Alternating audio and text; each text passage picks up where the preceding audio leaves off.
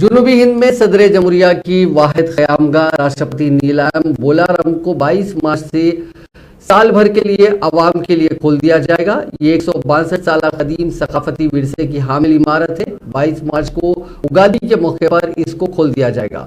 ہر سال 15 دنوں تک عوام کے لیے اسے کھولا جاتا تھا، تاہم اس کے مشہور گارڈنز کو سال بھر کے لیے کھلا رکھا جائے گا۔ صدر جمہوریہ دروپدی مرمو ویڈیو کانفرنس کے ذریعے ورچوئل طریقہ کار سے عوام کے لیے راشٹرپتی نیلام کا افتتاح کریں گی۔ عوام اور سیاح راشٹرپتی بھون کی سرکاری ویب سائٹ کے ذریعے 14 مارچ سے آن لائن ٹکٹس کی بکنگ کر سکیں گی۔